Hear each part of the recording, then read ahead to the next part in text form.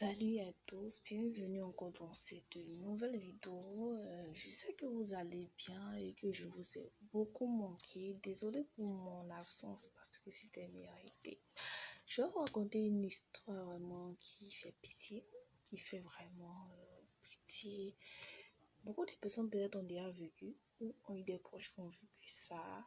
À travers le titre, comme vous l'avez vu, mon fiancé m'a arnaqué des millions d'euros. C'est une femme qui a décidé de vivre le parfait amour. Elle a rencontré quelqu'un sur les réseaux, tout ça. Et ils ont décidé de se mettre ensemble. Ils n'étaient pas encore mariés légalement, mais ils ont décidé de vivre ensemble en attendant de pouvoir mettre des projets ensemble, tout ça. Et c'est ainsi qu'elle travaillait et elle a décidé de faire un compte commun et en faisant le compte commun, elle a décidé de mettre son argent, bien sûr, de compte commun avec son fiancé et de s'épargner ensemble sur le même compte. C'est-à-dire lui, il avait accès au compte, il pouvait déposer l'argent comme retiré, elle aussi pouvait déposer comme retiré. C'est ainsi que malheureusement, il a commencé à soupçonner depuis. Ils ont fait combien de temps ensemble déjà? Presque 5 à 7 ans, hein. Ils sont être mariés, vivant sous le même toit, tout ça. Ils ont même un ou deux enfants. Et elle épargnait parce que bizarre. Lui, il avait une idée de créer une structure avec elle aussi. Bien sûr, elle se voyait dans le projet. Elle a mis des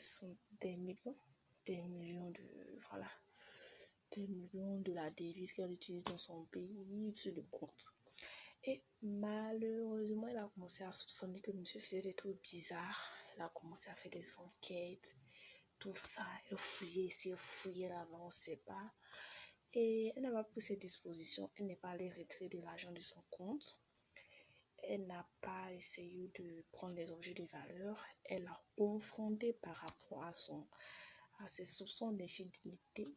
Il a nié au début.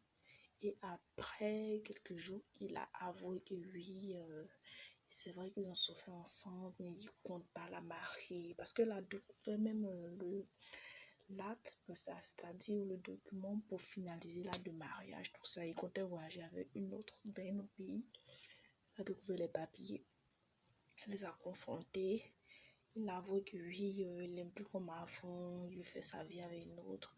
Même, il a un projet de se marier avec sa nouvelle conquête, il va se marier légalement, à faire sa vie, qu'il a remercié pour son soutien, tout ça. Il a dit, pourquoi il fait ça? Il dit, c'est pas ce qu'il le prend, c'est qu'il a pris. Et ainsi, elle a décidé de quitter la maison pour aller vivre ailleurs.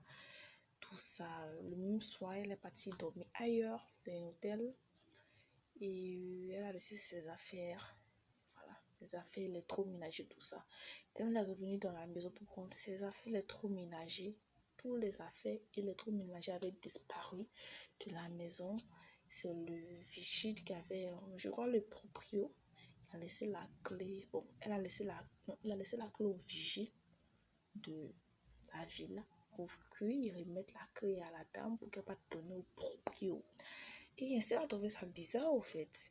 C'est pas comme si elle a menacé, tout ça. Et quelque chose lui a dit d'aller voir son compte d'épargne. Qu'elle va dans son compte d'épargne, il n'y a rien. Quand je dis il n'y a rien, le compte d'épargne est vide. C'est-à-dire 5 à 6 ans ou 7 ans d'économie. Et le gars a tout vidé. Elle s'est plainte au niveau de la banque. Ils ont dit non, selon les papiers, elle a le droit de déposer comme retiré. Puis d'ailleurs, quand elle déposait du papier retiré, et depuis de nombreuses années, elle ne regardait pas. Oui. Elle a eu tellement confiance, elle ne regardait pas. Il a pris des millions d'euros. Il a vidé le compte. Et il est dans la nature maintenant. Quand elle appelle, il dit oui, il reconnaît que quand en donnant la pension alimentaire de l'enfant, il va mettre un peu de francs dessus, un peu d'argent dessus pour essayer d'éponger ce qu'il lui doit, les millions qu'il lui doit. Bon, si c'était vous, quelle allait être votre réaction? Allez-vous porter plainte contre lui? Ou allez-vous essayer de régler ça à l'amiable? Parce qu'elle dit que si elle pense que si elle porte plainte, ça sera la même histoire. Ils vont lui demander comment il peut rembourser l'échéancier de remboursement, tout ça.